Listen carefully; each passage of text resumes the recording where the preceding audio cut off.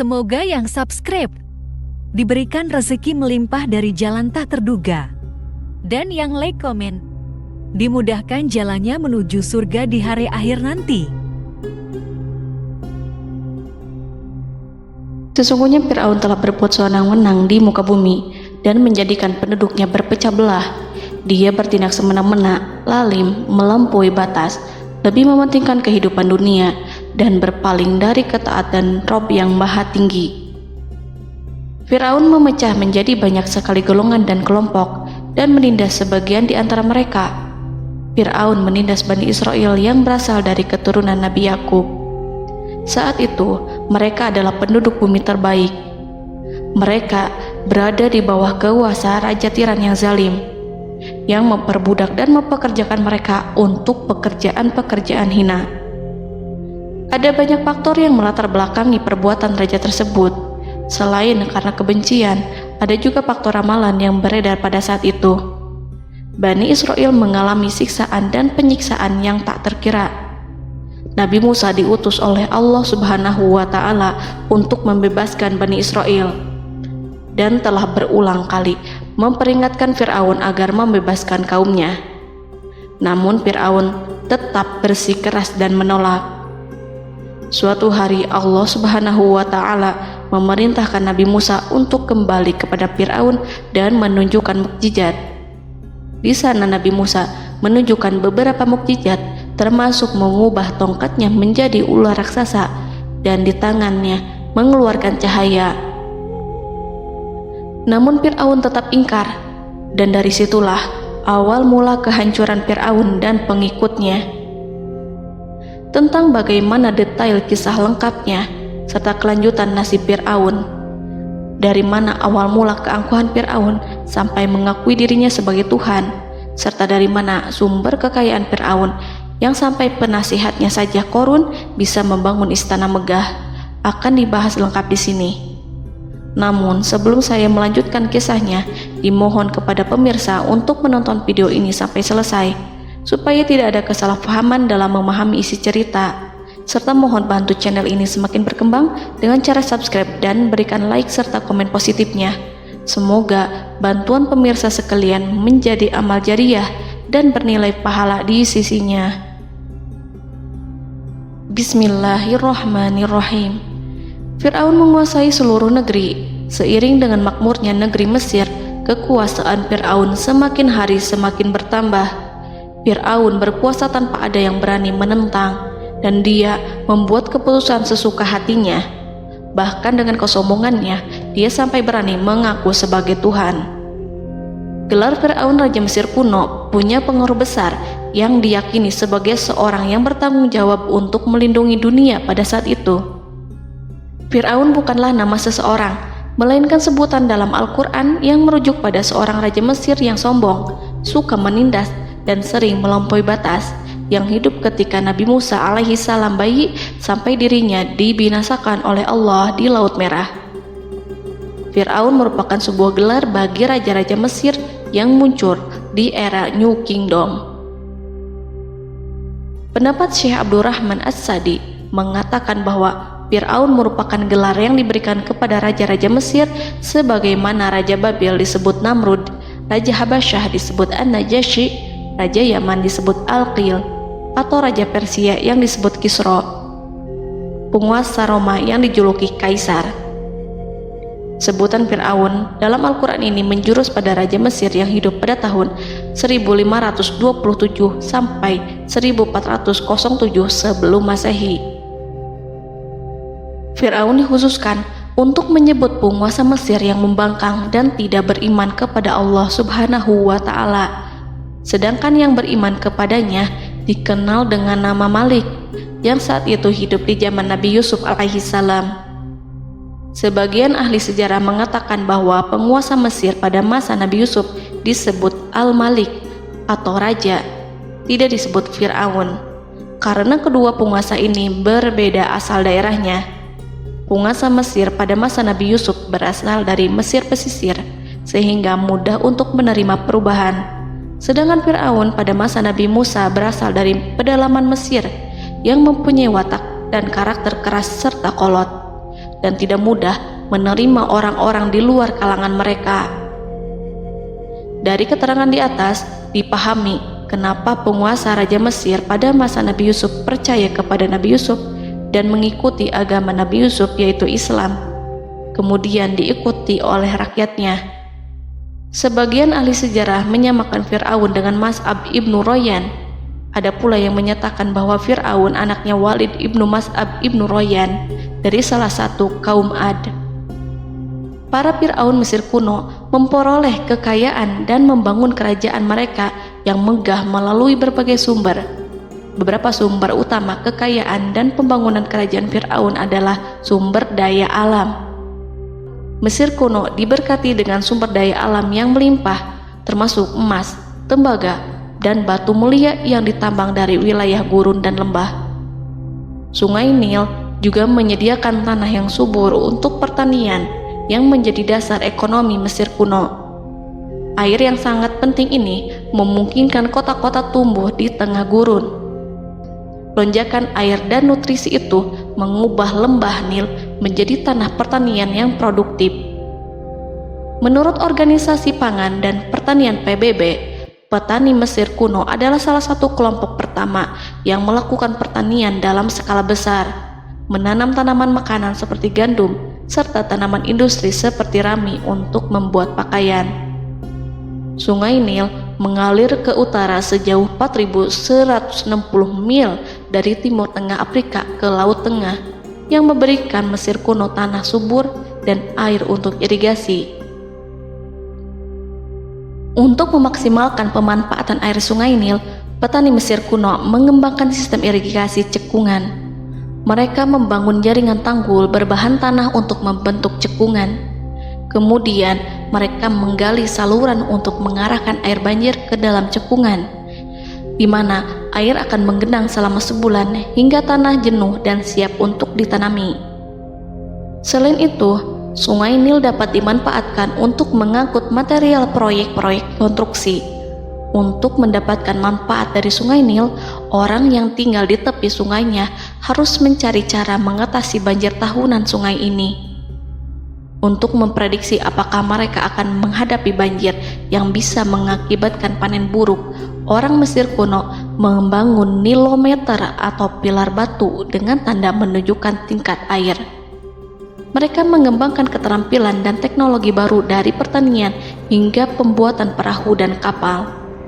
Sungai Nil juga merupakan rute transportasi penting karena memainkan peran sentral dalam peradaban Mesir kuno.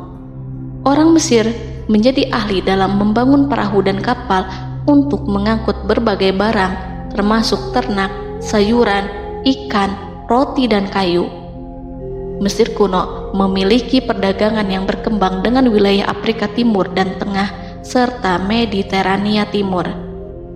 Perdagangan ini tidak hanya mencakup barang-barang mewah, tetapi juga bahan pangan dan bahan baku. Fir'aun juga memiliki semua tanah di Mesir dan mengumpulkan pajak dari rakyatnya. Raja Fir'aun juga memperlakukan rakyat dengan kejam tanpa belas kasihan. Ia memeras pajak yang tinggi dan menjadikan kaum Bani Israel sebagai budak kerajaan. Mereka juga menerima upeti dari negara-negara yang dikalahkan atau ingin menjaga hubungan baik dengan Mesir. Bahkan Fir'aun juga memiliki proyek konstruksi untuk membangun struktur megah seperti piramida, kuil, dan monumen yang tidak hanya menunjukkan kekuasaan dan kekayaan mereka, tetapi juga berfungsi sebagai pusat administrasi dan agama. Proyek-proyek ini seringkali menggunakan tenaga kerja dari rakyat yang bekerja selama musim banjir. Kekayaan dan kerajaan megah Fir'aun merupakan hasil dari pengelolaan sumber daya yang efisien, eksploitasi sumber daya alam, dan kebijakan ekonomi yang cerdas. Ini semua mencerminkan kemajuan teknologi, organisasi sosial, dan kekuatan politik Mesir kuno. Kekayaan para Fir'aun Mesir kuno memang sangat luar biasa dan telah menjadi topik penelitian dan kekaguman selama berabad-abad. Fir'aun juga dikenal karena kehidupan mewah mereka. Sebagai penguasa Mesir kuno, Fir'aun hidup dengan kekayaan dan kemewahan yang hampir tak terbayangkan, yang mencerminkan kekuasaan dan status mereka. Mereka menghiasi diri mereka dengan aksesoris yang rumit dan gemerlap, serta mengenakan simbol otoritas dan kekuasaan tradisional. Dan Allah memberikan kepada Fir'aun berupa istidratuhul afiyah, yakni hidup sekian lama tanpa pernah merasakan sakit. Allah Subhanahu wa Ta'ala mengaruniai Fir'aun untuk bisa hidup selama 400 tahun tanpa sakit. Tentu, hal tersebut sudah menjadi kehendak Allah Subhanahu wa Ta'ala, maka tidak ada satupun manusia yang bisa menghalangi, bahkan bagi seorang Fir'aun sekalipun yang terkenal dengan kezalimannya. Namun dengan karunia-Nya yang diberikan Allah tersebut bukannya menjadikan Fir'aun sebagai manusia yang bersyukur, tetapi malah membangkitkan kesombongan dan kesesataannya. Dan puncak kesombongan Fir'aun juga dicatat Al-Quran sebagai penguasa tangan besi dan manusia yang pernah mengaku Tuhan. Aku adalah Tuhan kalian yang maha tinggi. Quran Surat An-Najiat ayat 24. Fir'aun hidup selama 446 tahun. Selama hidupnya, Fir'aun memiliki tubuh yang sehat dan bugar tanpa pernah mengalami sakit, meski hanya berupa pusing atau flu sekalipun. Fir'aun bahkan tidak pernah merasakan kelelahan. Fir'aun tidak pernah merasakan perihnya lapar, kerongkongannya tidak pernah tersentuh panasnya dahaga. Seandainya dalam semalam saja Fir'aun dilanda sakit berupa pusing atau demam, maka ia akan sibuk untuk mengurus dirinya sendiri dan tidak berpikiran untuk mengaku bahwa ia adalah Tuhan. Hal ini pun dijelaskan dalam kitab Ihya Ulumuddin Al-Qut Al-Qulub oleh Imam Al-Ghazali. Sesungguhnya yang menyebabkan Fir'aun sampai berani mengatakan, "Aku adalah Tuhan kalian yang maha tinggi." Hal ini disebabkan karena ia mengalami masa sehat dalam hidupnya yang begitu lama. Kekejaman Raja Fir'aun diikuti dengan kesombongannya. Ia enggan bersyukur atas kemakmuran yang dianugerahkan Allah Subhanahu wa Ta'ala. Ia justru menjadikan negeri Mesir penuh dengan kemusyrikan. Sungguh, dia Fir'aun termasuk orang-orang yang berbuat kerusakan, dan kami hendak memberi karunia kepada orang-orang tertindas di bumi, dan hendak menjadikan mereka pemimpin dan menjadikan mereka orang-orang yang mewarisi bumi. Dan kami teguhkan kedudukan mereka di bumi, dan kami perlihatkan kepada Fir'aun dan Haman bersama bala tentaranya apa yang selalu mereka takutkan dari mereka. Surat Al-Qasas ayat 1-6.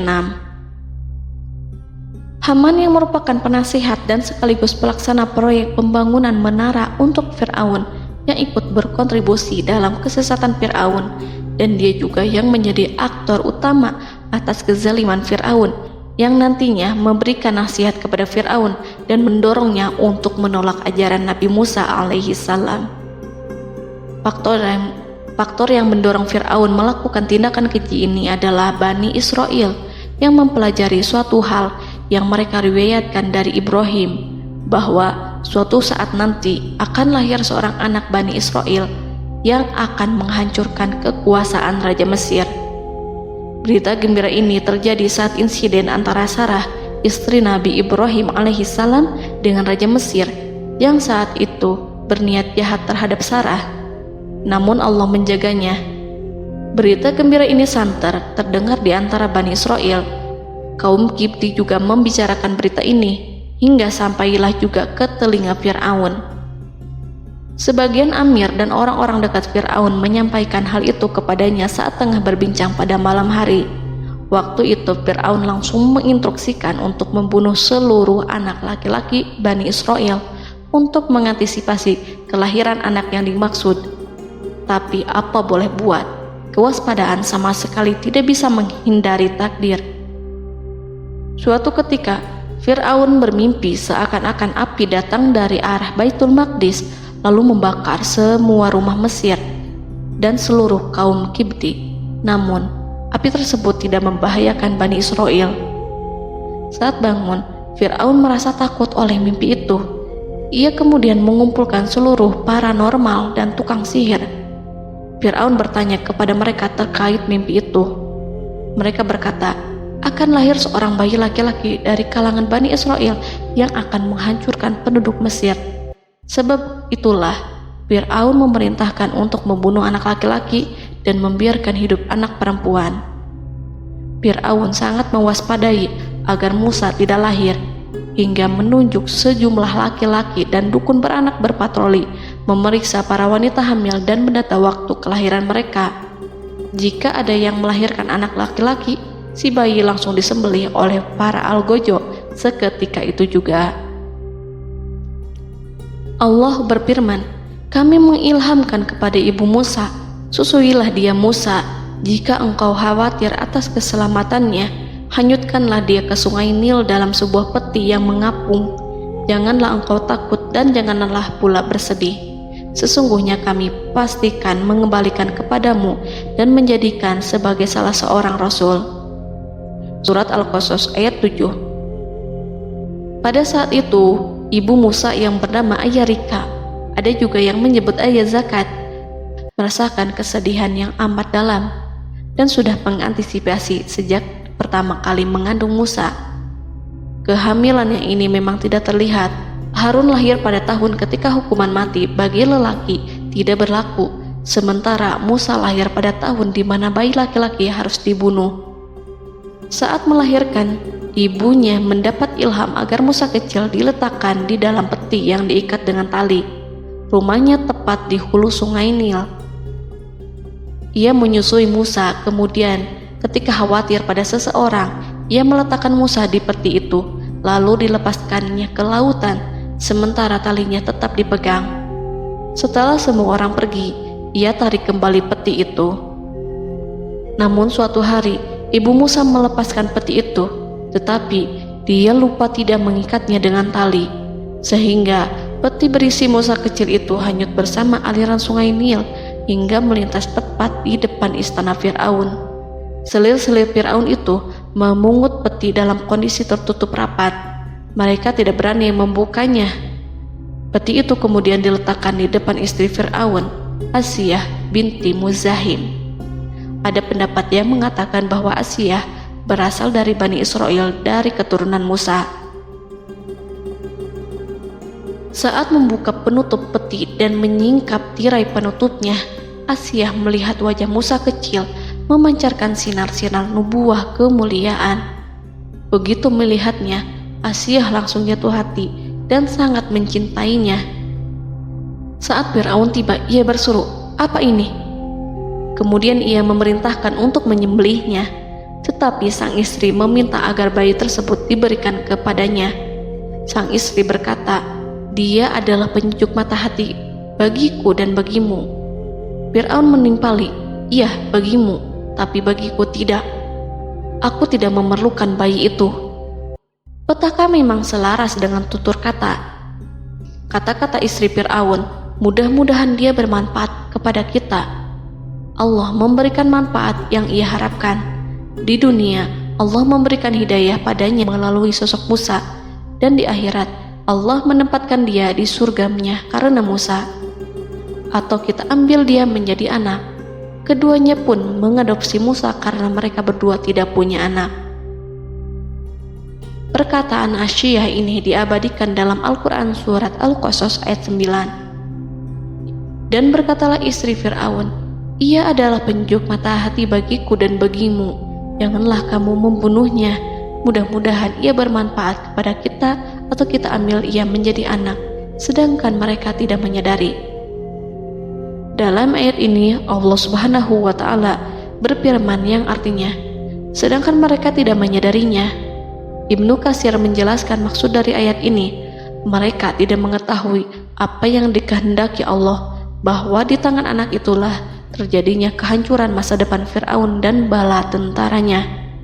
Mereka tidak mengetahui hukuman besar Allah yang dikehendaki terhadap Fir'aun dan pasukannya. Mereka tidak tahu bahwa Allah menakdirkan mereka untuk memungutnya.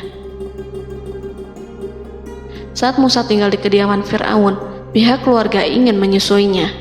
Namun Musa tidak mau menerima susu wanita manapun. Ia juga tidak mau makan, hingga mereka dibuat bingung karenanya. Mereka berusaha sebisanya untuk memberi Musa makan, namun Musa tidak mau. Seperti yang Allah sampaikan dalam surat Al-Qasas ayat 12. dan kami cegah dia Musa menyusu kepada perempuan-perempuan yang menyusuinya sebelum itu. Mereka kemudian mengirim Musa bersama para dukun beranak dan sejumlah wanita ke pasar. Mungkin Musa mau menyusu pada seorang wanita di sana. Saat semua orang berdiri di hadapan Musa, saudari Musa melihatnya. Ia tak memperlihatkan sikap seakan-akan mengenal bayi yang sebenarnya adalah adiknya. Mereka kemudian pergi bersama saudari Musa itu ke kediaman Musa. Musa kecil kemudian digendong ibunya untuk menyusui bayi itu.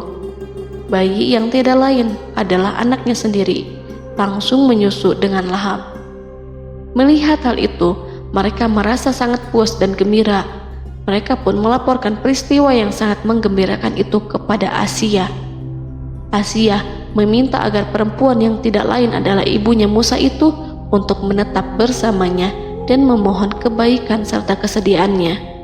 Namun, perempuan itu menolaknya seraya berkata, "Sesungguhnya aku mempunyai suami dan anak-anak yang tidak bisa aku tinggalkan. Akan tetapi, aku siap melakukan jika bayi itu dibawa kepadaku ke rumahku." Akhirnya Asia mengutus ajudan kerajaan untuk menyerahkan bayi itu kepada ibunya Musa untuk disusui secara rutin. Asia kemudian memberikan berbagai macam fasilitas kepada ibu Musa berupa biaya nafkah sehari-hari, pakaian-pakaian bagus, dan beberapa hadiah istimewa yang lainnya sebagai kompensasi upah menyusui bayi itu. Akhirnya Musa kecil kembali ke pangkuan ibunya dan berada di bawah asuhannya. Allah telah menyatukan kembali bayi yang bernama Musa itu dengan ibunya sendiri. Fir'aun tidak akan menyangka jika Allah telah mempersiapkan sesuatu yang besar lewat kehadiran Musa kecil di kerajaannya. Sang Raja bengis lagi terpedaya oleh banyaknya pasukan yang dimiliki, kekuasaan, dan luasnya kerajaan yang maha agung yang tak terkalahkan dan takdirnya tak bisa ditentang.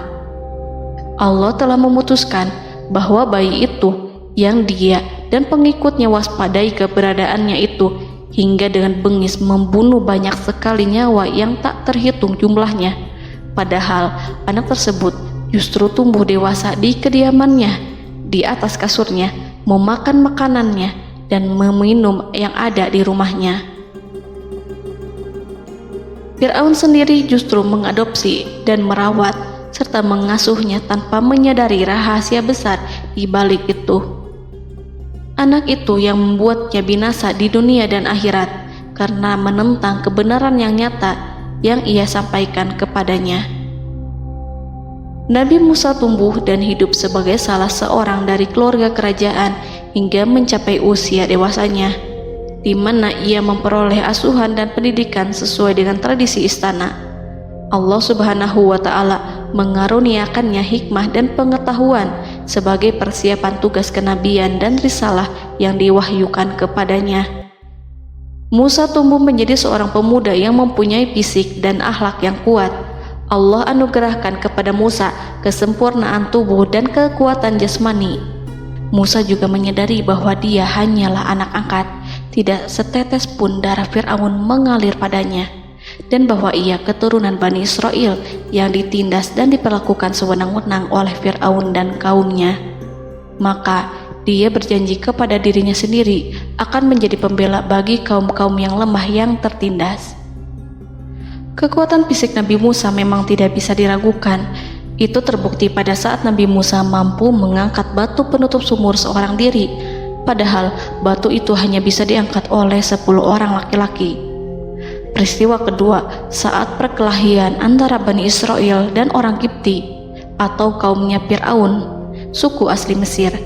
Saat orang Israel meminta pertolongan kepada Musa untuk mengalahkan orang Kipti, Musa menghampiri orang Kipti tersebut. Dengan tangan terkepal, Musa meninju orang Kipti dan matilah musuhnya itu.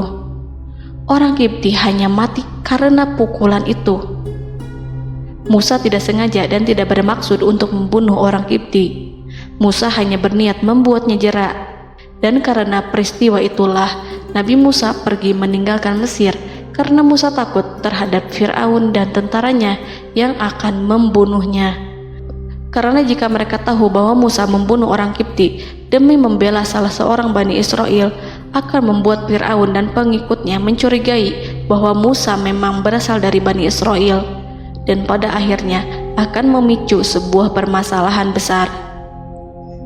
Dan pada waktu yang sudah ditentukan oleh Allah, sekitar 10 tahun Nabi Musa meninggalkan Mesir. Pada akhirnya Allah mengamanahkan dia sebagai seorang Rasul. Allah anugerahkan kepadanya hikmah kenabian dan pengetahuan di usia 40 tahun. Allah perintahkan Musa kembali ke Mesir untuk menghadapi Fir'aun dan mengajak dia mengakui Tuhan semesta alam. Tugas ini penuh dengan bahaya, mungkin bisa membuat Musa kehilangan nyawa, tetapi menuruti perintah Allah itu mutlak baginya. Ditemani oleh saudaranya Harun untuk membantunya membenarkan perkataannya.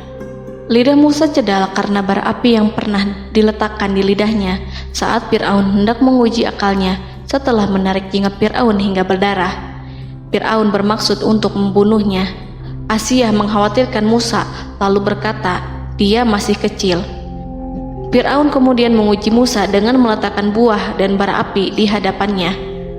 Musa kecil hendak bermaksud meraih buah-buahan, tetapi tangannya dialihkan oleh malaikat. Lalu Musa mengambil bara api dan ia letakkan di lidahnya. Lidahnya cedal karena bara api ini. Musa meminta kepada Allah agar kekakuan yang ada di lidahnya dihilangkan sebagian, sebatas agar kata-katanya bisa dipahami, dan tidak meminta untuk dihilangkan secara total, karena para rasul hanya meminta sebatas yang diperlukan. Pergilah kamu kepada Fir'aun, karena dia benar-benar telah melampaui batas, maka berbicaralah kamu berdua kepadanya dengan kata-kata yang lemah lembut. Mudah-mudahan dia sadar atau takut. Quran Surat Toha ayat 42-43. Ini merupakan sifat santun dan kasih sayang serta rahmat Allah terhadap makhluknya, meski Allah mengetahui kekafiran dan kesewenang-wenangan dan kesombongan Fir'aun. Bersama Harun, Musa mendatangi Fir'aun setelah menemui beberapa rintangan yang lazim ketika akan menemui raja pada waktu itu. Pertemuan Musa dan Harun juga dihadiri oleh beberapa anggota pemerintahan dan penasihat. Bertanyalah Fir'aun kepada mereka berdua, siapakah kalian berdua ini? Musa menjawab, kami Musa dan Harun adalah pesuruh Allah agar kamu membebaskan Bani Israel dari perbudakan dan penindasanmu, dan menyerahkan mereka kepada kami agar mereka menyembah kepada Allah dengan leluasa dan menghindari siksaanmu. Fir'aun segera mengenal Musa dan berkata kepadanya, bukankah engkau Musa yang sudah kami asuh sejak bayimu dan kami asuh dalam istana sampai usia remajamu dan mendapat pendidikan serta pengajaran yang menjadikan engkau pandai? Dan bukankah engkau yang melakukan pembunuhan terhadap diri daripada seorang dari golongan kami? Sudahkah engkau lupa terhadap itu semua dan tak ingat akan jasa kami kepadamu? Musa menjawab, bahwasannya engkau telah mengurus aku sejak kecil. Itu bukanlah jasa yang dapat kamu banggakan, karena jatuhnya aku pada tanganmu akibat dari kekejaman dan kezalimanmu tatkala engkau memerintah agar orang-orangmu menyembelih setiap bayi laki-laki yang lahir, sehingga ibuku membiarkanku mengapung di sungai Nil dan aku dipungut oleh istrimu, sehingga selamatlah aku dari pengejaranmu dan penyembelihanmu. Dan kebaikan yang engkau sebutkan itu sebanding dengan perlakuanmu terhadap sebuah suku bangsa besar, yaitu Bani Israel secara keseluruhan, karena engkau telah menindas dan menjadikan mereka budak-budak untuk melayanimu. Dan mengenai pembunuhan itu merupakan kehilafanku, lalu aku lari darimu karena aku takut kepadamu. Namun peristiwa itu merupakan rahmat dan hikmah yang terselubung bagiku, sebab dalam perantauanku setelah aku melarikan diri dari negerimu ini, Allah Subhanahu wa Ta'ala mengaruniakanku dengan hikmah ilmu dan mengutus aku sebagai Rasul. Maka dalam rangka tugasku sebagai Rasul, datanglah aku kepadamu atas perintah Allah untuk mengajak engkau dan kaummu untuk menyembah Allah dan meninggalkan kezaliman serta penindasanmu terhadap Bani Israel. yang engkau pekerjakan dan perbudak mereka untuk melakukan pekerjaan dan melayanimu. Fir'aun bertanya, siapakah Tuhan yang engkau sebut-sebut itu, hai Musa? Adakah Tuhan di atas bumi ini selain aku yang patut disembah dan dipuja? Musa menjawab, iya, yaitu Tuhanmu dan Tuhan nenek moyangmu, serta Tuhan alam semesta. Fir'aun bertanya, siapakah Tuhan alam semesta itu? Musa menjawab, ialah Tuhan langit dan bumi, dan segala yang ada di langit dan di bumi. Berkatalah Fir'aun kepada para penasehatnya dan para pembesarnya, sesungguhnya Rasul yang diutus kepada kamu ini adalah seorang yang gila. Kemudian ia balik bertanya kepada Harun dan Musa, siapakah Tuhan kamu berdua? Akulah Tuhanmu yang paling tinggi. Surat An-Najiat ayat 23-24. Dan Fir'aun berkata, wahai para pembesar kaumku, aku tidak mengetahui ada Tuhan bagimu selain aku.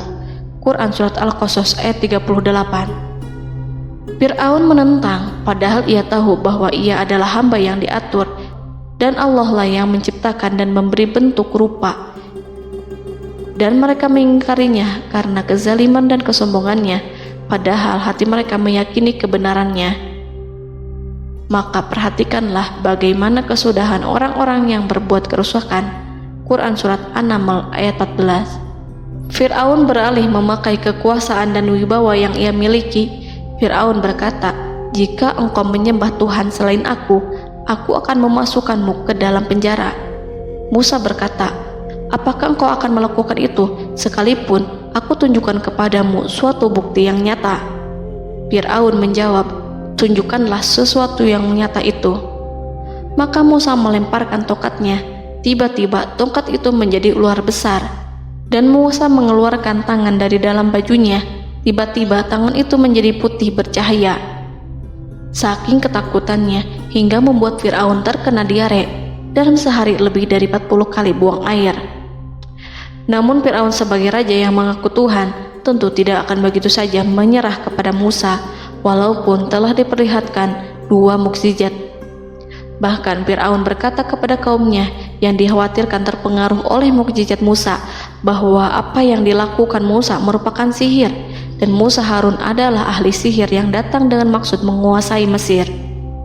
Salah satu penasehatnya, yaitu Haman, mengusulkan agar mengumpulkan semua ahli sihir dari berbagai penjuru kerajaan untuk bertanding mematahkan sihir Musa, yang tanpa pikir panjang Fir'aun setujui. Fir'aun pun berkata kepada Musa, apa yang kau bawa ini adalah sihir. Kami akan melawanmu dengan sihir yang sama.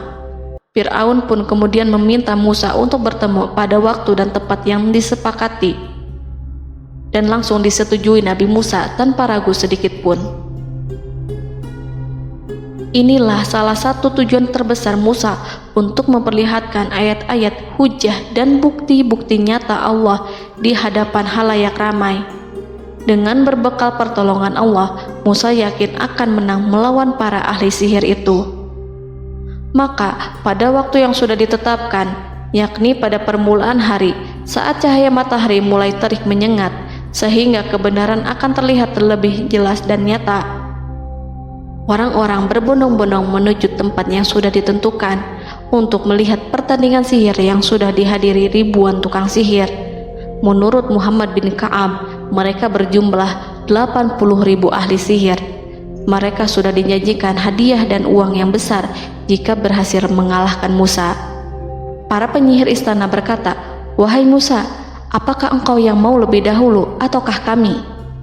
Musa menjawab, silahkan kalian lebih dahulu. Maka ketika tali-tali dan tongkat-tongkat ahli sihir dilemparkan, tiba-tiba berubah menjadi seakan-akan ia merayap cepat karena sihir mereka. Ada rasa takut yang menyelimuti hati Musa, takut jika orang-orang terkena fitnah sihir dan tipu daya mereka. Namun Allah langsung menguatkan Musa dan berkata yang diabadikan dalam Quran Surat Toha ayat 65-69, janganlah engkau takut, sungguh engkaulah yang unggul, dan lemparkanlah apa yang ada di tangan kananmu, niscaya ia akan membuat. Apa yang mereka buat itu hanyalah tipu daya tukang sihir belaka, dan tidak akan menang tukang sihir itu dari manapun ia datang. Saat Musa melemparkan tongkat, tongkat itu berubah menjadi ular besar yang memiliki kaki, berleher besar, dan bentuk yang menakutkan, hingga semua orang lari dan menjauh. Ular itu kemudian menelan tali-tali para tukang sihir dengan satu persatu dengan gerakan super cepat. Semua orang melihatnya dengan penuh keheranan, sementara para tukang sihir mereka tercengang dan bingung kala melihatnya. Mereka melihat sesuatu yang sama sekali tidak pernah terlintas di benaknya dan juga berada di luar bidang yang mereka kuasai. Saat itulah mereka tahu pasti bahwa yang mereka lihat itu bukanlah sihir, sulap, khayalan ilusi ataupun kebohongan semata, tetapi sebuah kebenaran yang hanya bisa dilakukan oleh Yang Maha Benar, yang mengutus mukjizat tersebut dengan benar. Allah menyingkap tabir kelalaian dari hati mereka, menyinarinya dengan petunjuk yang Ia ciptakan, dan menyingkirkan gumpalan keras di hatinya. Mereka segera bertaubat dan tunduk sujud kepadanya. Dengan lantang mereka mengatakan kepada semua yang hadir tanpa memperdulikan hukuman ataupun siksaan apapun, "Kami beriman kepada Rob seluruh alam, yaitu Tuhannya Musa dan Harun." Fir'aun yang congkak dan sombong tentu sangat marah dengan apa yang disaksikannya itu. Ketika melihat ahli-ahli sihirnya begitu cepat menyerah dan mengakui kekalahan kepada Musa, bahkan menyatakan beriman kepada Tuhan Musa dan Harun. Tindakan itu dianggapnya sebagai pelanggaran terhadap kekuasaannya dan penentangan terhadap ketuhanannya, dan merupakan tamparan bagi kewibawaannya. Fir'aun berkata kepada mereka, "Apakah kalian telah beriman kepada Musa sebelum aku memberi izin? Kenapa kalian tidak terlebih dahulu bermusyawarah kepadaku sebelum melakukan tindakan keji di hadapan rakyatku ini? Dia itu pemimpinmu yang mengajarkanmu sihir, dan bukankah ini adalah persengkongkolanmu terhadapku? Musa dapat mengalahkan kamu sebab ia mungkin merupakan guru dan pembesar yang mengajari sihir kepadamu, dan kamu telah mengaturnya, dan sandiwaramu ini tak akan kubiarkan.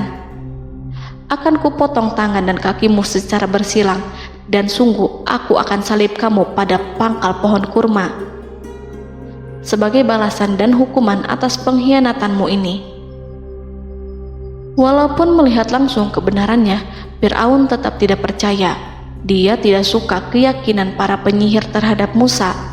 Para penyihir itu yang telah mengakui keimanan mereka kepada Allah tak merasa gentar ataupun takut, karena ketika para tukang sihir itu sujud, mereka melihat rumah dan istana-istana di surga yang telah dipersiapkan untuk mereka. Semuanya dirias untuk menyambut kedatangan mereka. Karena itu, mereka tidak peduli dengan ancaman Fir'aun.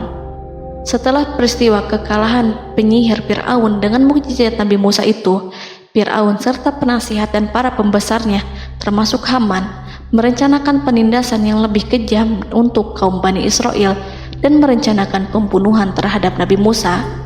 Fir'aun khawatir jika gerakan Musa tidak diapatahkan akan mengancam kerajaan dan kewibawaannya yang mengaku sebagai Tuhan. Walaupun sudah diingatkan oleh orang mukmin dari kalangan keluarga Fir'aun agar tidak membunuh Nabi Musa dan menyeru kembali menuju jalan yang benar dan mengingatkan kepada akibat yang buruk yang akan didapati nanti, namun Fir'aun dan penasihatnya tetap berada pada kesesatan. Sebagai balasannya, Allah menghukum Fir'aun dan penduduknya dengan kekeringan dan penyakit yang bertahun-tahun karena menolak Rasulnya. Mereka dilanda banjir bandang, darah yang bercampur dengan seluruh air yang ada. Setiap kali mereka akan mengambil air, baik air sumur ataupun air sungai Nil, pasti akan berubah menjadi darah segar. Serbuan belalang pun tidak bisa mereka hindari. Belalang menghinggapi tanaman hingga tak menyisakan satupun buah, daun ataupun rumput. Serangan hama dan wabah katak juga mengerumuni mereka hingga berjatuhan di makanan, wadah-wadah, sampai-sampai ketika ada yang membuka mulut untuk makan ataupun minum, pasti ada katak yang jatuh di situ. Semua hukuman itu hanya menimpa Fir'aun dan pengikutnya, sama sekali tidak menimpa Nabi Musa dan Bani Israel. Namun mereka tidak belajar ataupun berubah. Mereka tetap saja kafir dan hanyut dalam kejahatan.